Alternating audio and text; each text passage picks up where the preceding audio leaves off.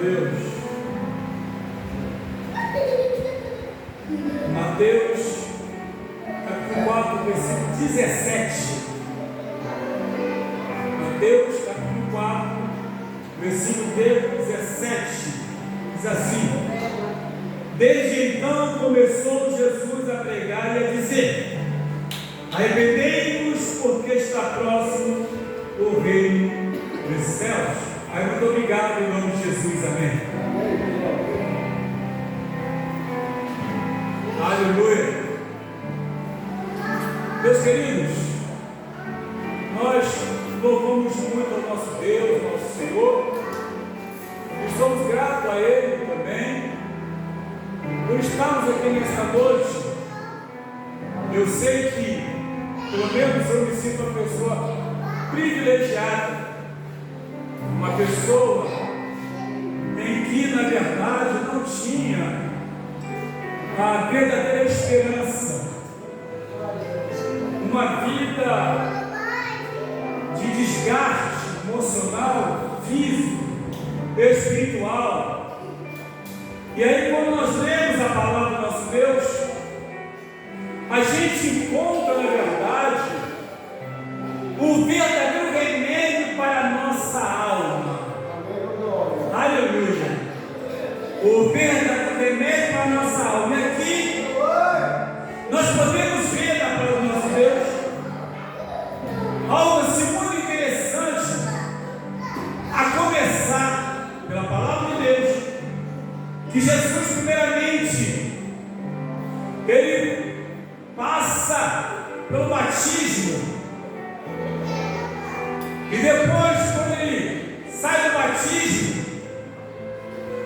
é conduzido pelo Espírito ao deserto.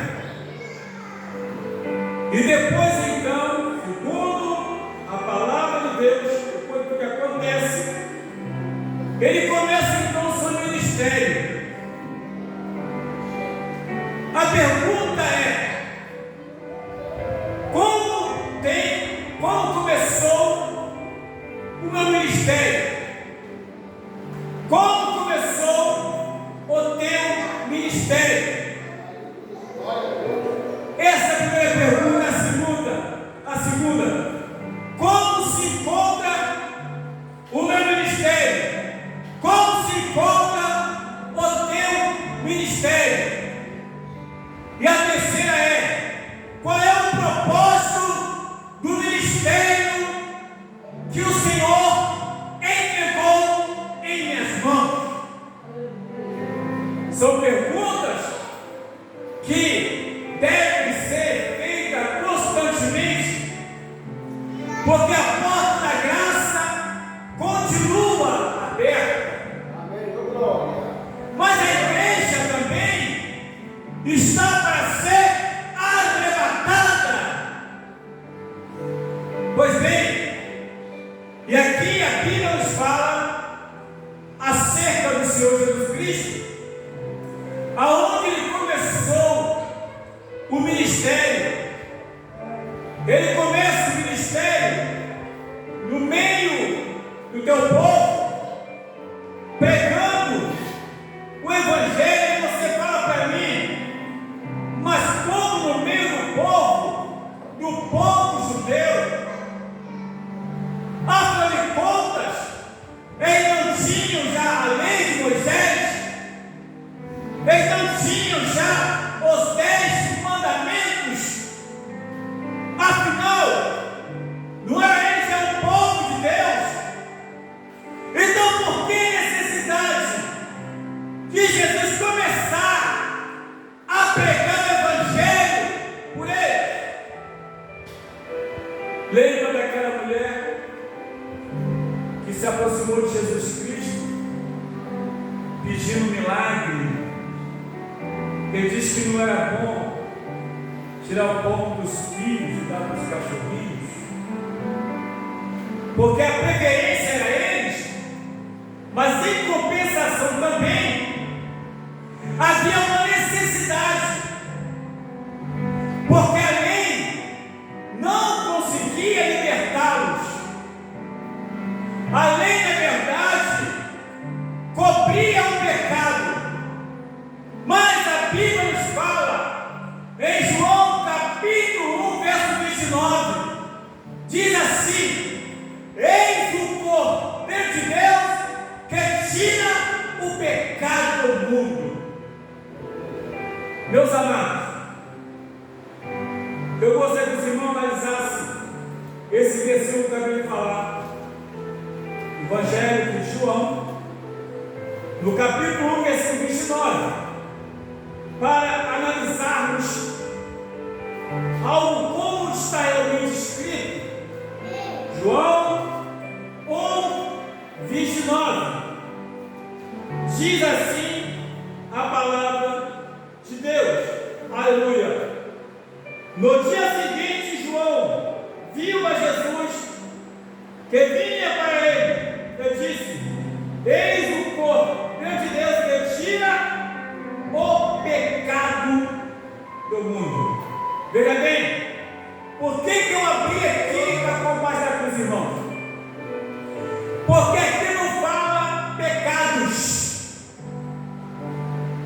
aqui fala pecado. Aqui não fala no plural, aqui fala no singular. E quando ele fala no singular, ele se refere ao pecado do primeiro homem, primeiro pai. Ele fala exatamente daquele pecado. Mas por que isso? Que aconteceu isso dessa forma? Essa fala, isso diz o seguinte, irmão, para a gente entender bem claro de um pecado do que a Bíblia nos fala em Romanos 5,12, que por homem, ou por Adão, entrou o pecado no mundo, e esse pecado passou a todos os homens.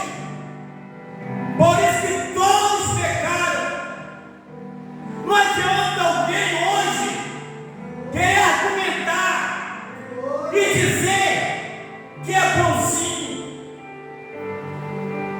que faz caridade, que dá esmola.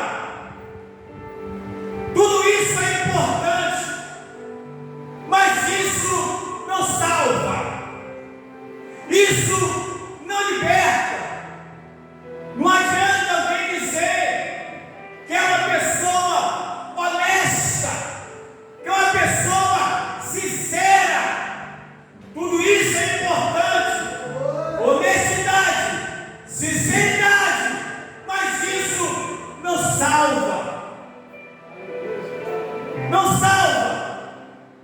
Porque todos homens e mulheres nasceram debaixo da maldição do pecado.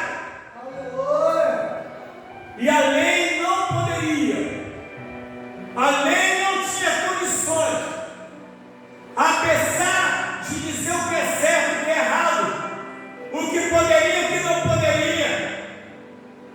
Mas acontece que a lei era insuficiente para libertar as pessoas, para libertar os judeus. Aleluia! Por isso então, segundo a palavra de Deus, Deus na sua infinita misericórdia, Ele não providencia, aleluia, pegou do seu melhor, o seu filho, o unigênito, aleluia, e mandou a essa terra seu único filho, o teu melhor, o que tinha de melhor, e enviou.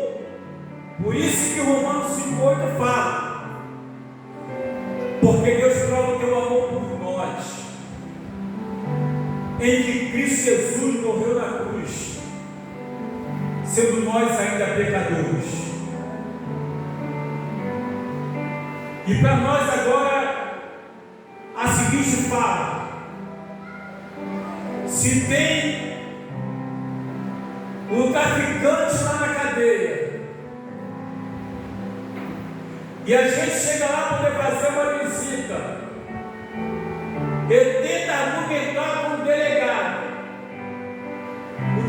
vai e fala: eu posso até soltar esse traficante, mas eu quero trocar o teu filho. Quem daqui daria o filho para ser trocado pelo traficante? Você sabe por que eu e você não faríamos? Porque o nosso filho, na verdade, não era traficante. Mas se porventura acontecer de uma pessoa, na verdade, matar uma outra pessoa, e essa pessoa é um assassino, está preso, condenado a X anos de prisão, uma sentença meio que longa, e aí chega lá para poder visitar essa pessoa e tenta argumentar para o delegado, para os policiais, acerca da soltura dele. Aí o delegado diz: tudo bem, ele matou, recebeu a sentença, mas nesse momento eu vou te fazer uma pergunta: você tem filha que não tem? Quantos anos tem o teu filho? Meu filho tem 22 anos. Fazer o seguinte: eu até solto essa pessoa, mas eu quero trocar para o seu filho de 22 anos. Você concorda? O que a gente vai dizer? Não, doutor, não faço isso não, meu filho não.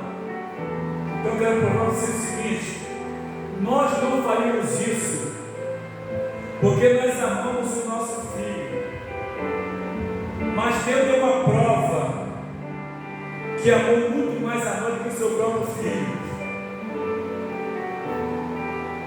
Deus deu uma prova que amou muito mais a nós do que o seu próprio filho, porque Deus amou muito de tal maneira que enviou o teu filho unigênito para todo aquele que ele crê não pereça, mas tenha a vida eterna. Porque ele é a prova do teu amor por nós, em que Cristo Jesus morreu na cruz, sendo nós ainda pecadores. Deus, quando mandou o teu filho, ele estava olhando para o pecado lá do Éden. Então não adianta pagar as contas em dia, não adianta posar de honesto, posar de sincero, não adianta, aleluia, dar esmola e achar que isso é o suficiente. Quando paramos o carro no sinal, alguém se aproxima, aleluia, vendendo bala, vendendo paçoca, e a gente muitas vezes faz, na verdade,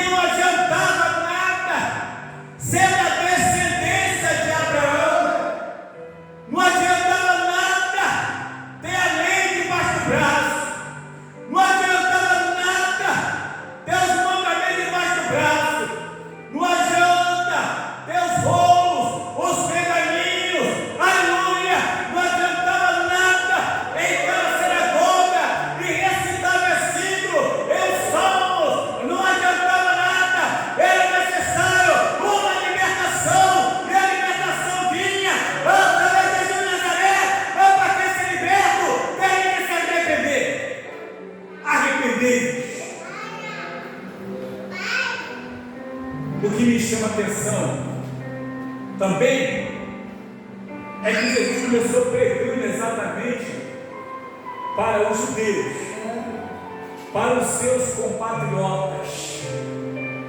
Primeira coisa foi isso, não foi lá fora, não foi para eles. Tem hora que eu sinto, é um sentimento pessoal.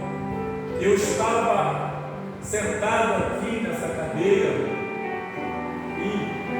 e o sentimento que me veio é que parece que há uma necessidade de começar a pregar o Evangelho para quem se diz crente. Quando eu estou falando um verdadeiro Evangelho. Eu não estou falando de festinha, eu não estou falando de campanha, não é isso não. Eu estou falando do Evangelho. Sabe por quê? Esse sentimento, porque os Gálatas, depois que ouviram a palavra de Deus, eles estavam voltando novamente às fábulas judaicas. E Paulo, então, de agora eu fico muito admirado de tão rápido vocês se iniciarem. Eu estou admirado, porque vocês ouviram a palavra, vocês ouviram a verdade. E por que está querendo voltar atrás? E queridos, quantas pessoas que cresceram no Evangelho eram bênçãos, eram crentes originais, eram crentes ortodoxos, que preservavam a Santa Escritura, que preservavam a verdadeira palavra, e de repente mudaram a cabeça, se perderam para o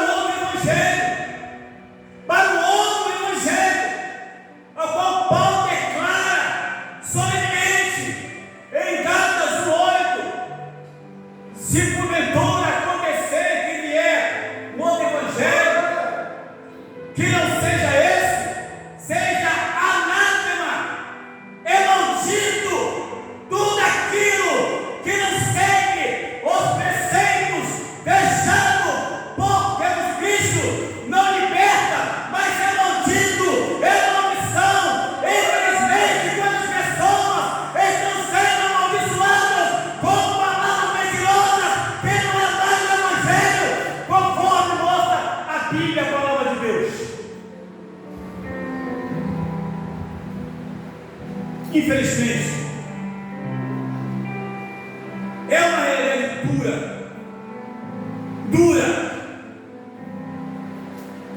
porque eu não vejo lugar na Bíblia que Deus manda fazer evento para encher a igreja. Eu quero ver encher a igreja com culto de ensinamento. Eu duvido. Eu quero ver essa igreja na escola bíblica dominical. Eu duvido. Pode procurar. A maioria dessas pessoas que adentra a casa de Deus apenas, aleluia, para buscar as suas benesses ou colas para benefício próprio, e não adoração a Deus, não frequentam escola bíblica dominical, não gostam de culto doutrina, culto da palavra, não gosta, porque isso chateia. Não dá para sentar no banco e ficar ouvindo e se fala, o negócio é mistério, o negócio é voltar com o pessoal. Parece até que existiu algum saci não existe, é demônio. Pega falácia, invenção de moda. Meu negócio é quebrar tudo. Tá bom, quebra, depois paga. sobe monte, desce monte, vai para tudo quanto é lugar, mas nunca se converte. Não se converte. Fala até mistério, mas não se converte. Entrega visão, revelação, mas não é crente. Não é crente. Que isso, pastor? É verdade, está lá, Mateus 7, 23. Nem toda aquele que me diz Senhor, Senhor, entrará no reino do céu. E muitos diziam naquele dia, em teu nome profetizamos, nos expulsamos demônio, não falamos na barriga. Ah, tá bom, então direi abertamente. O que ele vai dizer?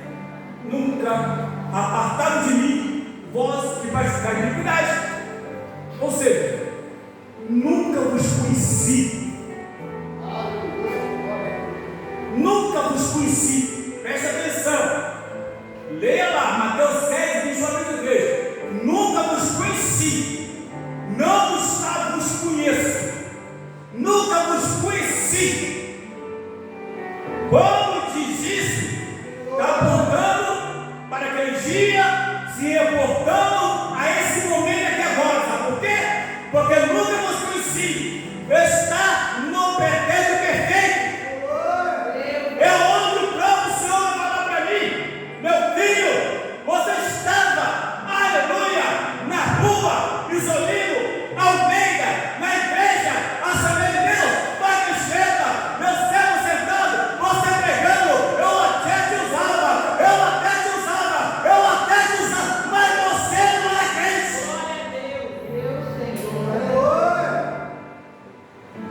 O povo dá até glória, mas você não era crente. Já pensou? Naquele dia, se reportar esse dia aqui agora, como estamos aqui agora, exatamente às 20 horas e 18 minutos. Como é que vai ficar a minha cara? Não, você quer entrar aqui? Você nunca foi cristão. Você pregava, você ensinava, eu te usava. Você cantava. Você era muito admirado na terra. Mas aqui em cima é diferente. Aqui em cima, meu filho, só se admira quem é crente. Aqui em cima, meu filho, se admira cantor, ou bom pregador, ou bom ensinador, ou profeta. Não, aqui não tem isso não. Não vai tentar chegar. Ah, eu fiz, você não fez nada, eu que te usava. E aqui não tem espaço para você. É isso que a gente sente. Há necessidade de também pregar o Evangelho para crente ou para quem se diz crente. Porque ele canta em conjunto, mas é liberto. De varona, de varão, está na inspiração, mas é liberto. Faz tanta coisa. Só que não dá pé como aqui agora. Porque só o papai sabe. Só ele sabe. Só ele tem. Só ele conhece. Não adianta ter um intelecto muito bom. Não adianta conhecer grego, hebraico, aramaico, latim, português, inglês. Não adianta ser poliglota. Não adianta ser bom de hermenêutica, exegese, apologética, homilética, vai embora. Não adianta isso se não for cristão de fato. Porque muitas vezes nós somos bons apresentadores, expositores, mas falta aquela limpeza no nosso coração.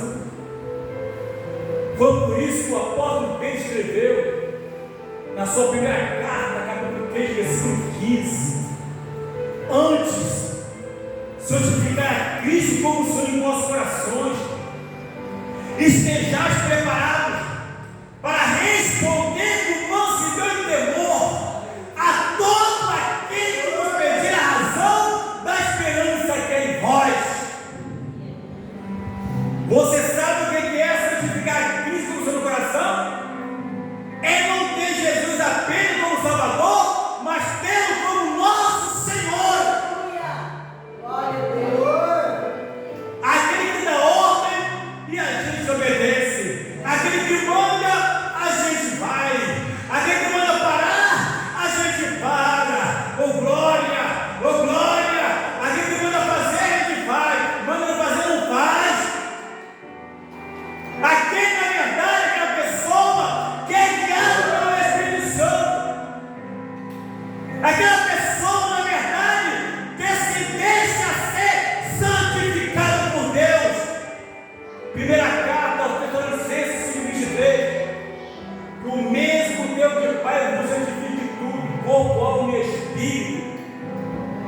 O mesmo Deus de paz vos santifica em tudo, corpo, alma e espírito. O mesmo Deus de paz. Eu tenho que deixar Ele trabalhar na minha vida, eu tenho que permitir isso. Porque Deus só trabalha se eu permitir, se eu não quiser, Ele vai trabalhar. Eu tenho que ter desejo, vontade, disposição a abrir, como Moisés disse, entendeu? Rasga o coração,